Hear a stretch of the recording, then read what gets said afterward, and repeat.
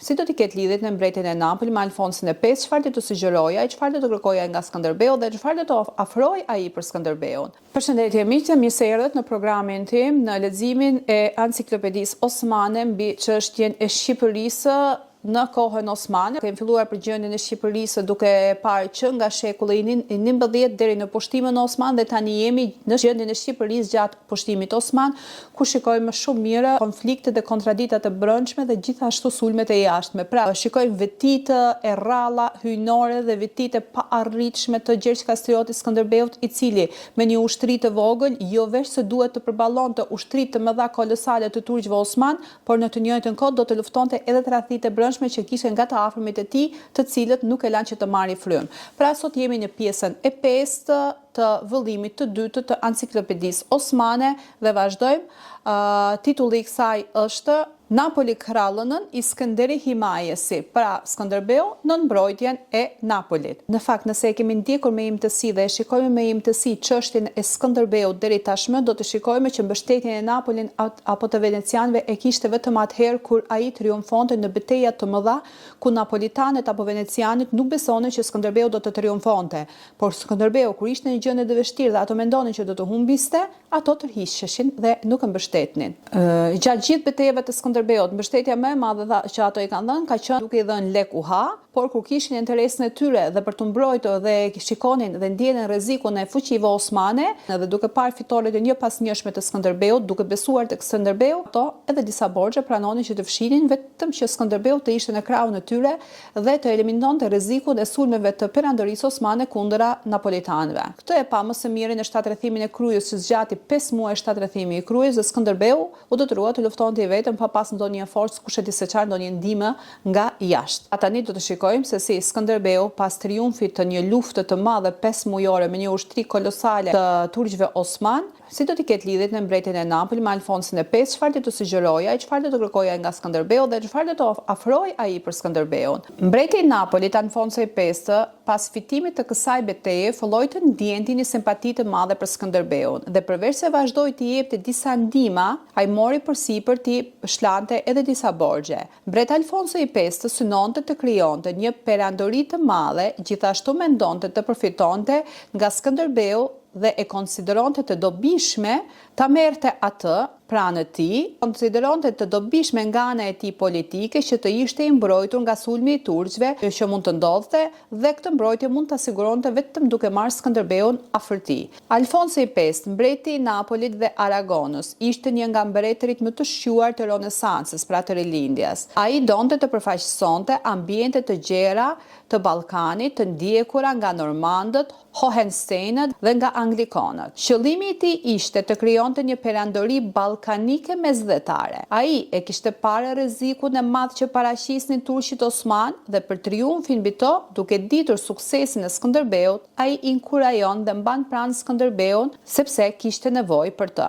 Me datë 26 mars të vitit 1451, me përkrahjen e papës, u arrit të nënshkruhej një traktat midis Skënderbeut dhe Alfonsit të V, mbretit të Napolit. Në këtë traktat, mbreti Alfonso i V siguronte që do të ishte përkrah Skënderbeut në rastin e ndonjë sulmi nga turqit osman. Këtu thekson që Skënderbeu, duke u tkurrur nga një sulm i ri i turqëve, nënshkruan që pranon të jetë në udhëheqjen e mbretërit të Napolit. Skënderbeu që luftonte për të hedhur poshtë të sunduesit turk dhe për të mbetur i pamvarur ndërmjet këtij traktati, mbeti i mvarur nga mbreti i Napolit. Sigur që do të kemi edhe shumë komente të njerëzve keqdashës që nuk e analizojnë historinë dhe kohën ashtu siç duhet, por dua të theksoj këtu që siç pam në luftat më parë me Skënderbeu kishte ngelur i pashpresë, duke pasur edhe tradhtit brenda tij, tradhtinë e komandantëve të tij, tradhtinë edhe shumë prisa shqiptar të cilët ato inkurajoheshin dhe nxitesin nga venecianët kundër Skënderbeut, pra Skënderbeu kishte ngelur i pashpresë dhe patjetër që ai duhet të përdorte punën politike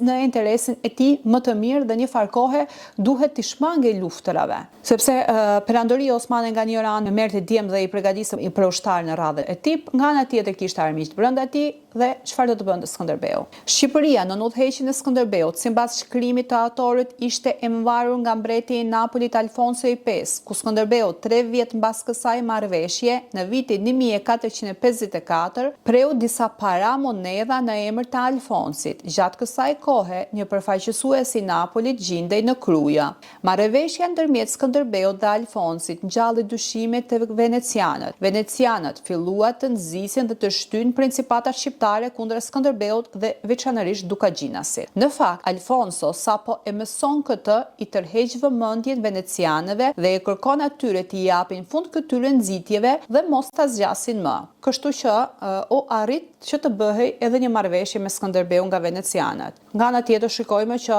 në të njëjtën kohë Fatih Sultan Mehmeti kishte synuar që të merrte Konstantinopolin dhe me një strategji shumë të veçantë ushtarake, Konstantinopoja bie në duart të Fatih Sultan Mehmetit. Pra, rënja e Konstantinopojës në duart të fuqive osmane i dëmtoi ndjeshëm interesat e venecianëve, të cilët hoqën dorë nga nxitja e princerëve shqiptar kundër Skënderbeut. Këtu dua të interesoj një temë. Unë në këtë rast Fatih Sultan Mehmetit i tham bravo, përse Fatih Sultan Mehmeti ishte në moshën 21 vjeçare kur mori Konstantinopolin, pra Istanbulin e sotshëm nga bizantinët. Dhe ishte shumë e vështirë marrja e Konstantinopolis, saqë edhe vetë Sultan Murati II nuk besonte që do ta merrte Konstantinopolin. Por si e mori Fatih Sultan Mehmeti Konstantinopolin? Këtë dua ta theksoj këtë. Në fakt, Fatih Sultan Mehmeti për strategjinë e tij dhe për zuarësinë e tij është për të admiruar në këtë betejë. Fatih Sultan Mehmeti për të marrë Konstantinopolin, ai nxorri anijet në terren dhe nuk i lëndroi në detë. Gjatë pushtimit të Stambollit në vitin 1453, kur Bizantët kishin shtrirë një zinxhir të madh përgjatë Bririt të Artë, Fatih Sultan Mehmeti zbarkoi flotën e tij në Dolmabahçe, Beşiktaş, dhe e zhvendosi atë në rrugët tokësore drejt Kasëmpashës deri në brigjet e Haliçit, pra të Bririt të Artë, sot quhet Haliç. Natën e 21-22 prillit, afërsisht 70 anije, duke kaluar mbi trungje të lyera me yndyrë, u zhvendosën rreth kodërave të Gallatës dhe u nisën dhe u zbrazën në ujërat e Haliçit, pra të Bririt të Artë. Dhe ai arriti që me datën 29 maj të vitit 1453 ta pushtojë Konstantinopolin. Pra kjo ishte një humbje e madhe për venecianët. Pra vazhdojmë me temën. Pasi Stambolli ra në duart të turqëve osman, kjo ishte një humbje e madhe për venecianët. Kështu që ishte në interes të tyre të kishin marrëveshje me Skënderbeun, duke marrë parasysh rrezikun e madh që paraqisnin turqit osmana, dhe venecianët hoqën dorë nga nxitja e princerëve arbëror dhe megjithatë ndiqnin një politikë armiqësore ndaj Skënderbeut, sepse ishte në mbrojtjen e Napolit. Megjithatë, ato e bënë në marrëveshjen me Skënderbeun. Qyteti i Beratit, që ishte i sunduar nga turqit në vitin 1455, u shtatrrethua nga Skënderbeu, por ky sulm nuk pati sukses. Për krah forcave të Skënderbeut kishte edhe një numër të madh të dërguar nga mbreti Alfonso, ku këto forca u shkatëruan totalisht nga ushtria turke me në krye komandantin Evrenos Zade. Në fakt, sipas shënimeve, shkaku i humbjes së kësaj betejë, thekson autori, ishte se një nga komandantët më të mirë të Skënderbeut, Moiz Golem Dibra, kishte spionuar për planin dhe sulmin e Skënderbeut, dhe kështu që Evrenos Zade kishte marrë masa dhe kishte vënë pritën. Në fund të faqes shohim këtë shënim. Moiz Dibra, në vitin 1456, duke qenë për krah turqëve osman, në një betejë me Skënderbeun ai kishte humbur dhe mbas një kohe ai kishte kërkuar Skënderbeut që ta falte dhe kishte marrë pjesë përsëri në radhet e tij. Kjo humbje e kishte tronditur rëndës Skënderbeun. Mbreti Alfonso, që nuk donte të humbiste kontrollin mbi Shqipërinë, kishte dërguar fuqi të tjera në ndihmë të Skënderbeut. Për këtë ai e kishte bindur edhe papën. Biles, në pranverën e vitit 1456, në ndihmë të Skënderbeut për të shpëtuar nga sundimi osman, kishte ardhur në ndihmë edhe fuqi të tjera nga Franca, Gjermania dhe Serbia, thekson autori. Ndërkohë në vitet 1457, me nxitjen e Hamza Kastriotit, i cili kishte kërkuar strehim tek turqit, u dërguan forca nën komandën e Davut Pashës ose Isak Beut në sulm kundër Shqipërisë. Dhe ky sulm ishte përgatitur sipas taktikës dhe planit të Hamza Kastriotit, që ishte një nga më të afërmit të Skënderbeut dhe njihte territorin shqiptar, njihte malet shqiptare dhe e njihte disi edhe strategjinë e Skënderbeut, por e dinte mirë edhe strategjinë e luftës së turqëve osman. Skënderbeu, në pamundësi për të rezistuar këtij sulmi, bëri tërheqje në male, dhe kur forcat e mëdha po kalonin në grygën e Albulenës, Skënderbeu, duke përdorur edhe zotëruar më së miri malet e thepisura, i sulmoi dhe i shpartalloi ushtrinë turko-osmane dhe nxuri rob Hamza Kastriotin. Fitoria e Albulenës e vonoi pushtimin e Shqipërisë për një kohë të gjatë. nga Turqit. Kjo ishte betejë e vitit 1457. Për shkak të kësaj fitorie, Papa Kaliklisi III i dha Skënderbeut titullin komandanti i përgjithshëm i Sëlisë së Shenjtë, Mukades Makamuna Unvanë komandantë, pra kalorësi i shenjtë. Hamzai që u nxu rob u dërgua në Napoli. Pra siç e pa më përpara, Fatih Sultan Mehmeti e kishte helmosur Hamzain sepse mendonte që ishte spion, sepse nuk zinte vend saktej sa andej. Këtu mbaroi edhe kjo pjesë e Enciklopedisë Osmane. Këtu pamë traktatin e Skënderbeut me mbretin e Napolit, Alfonsin e V.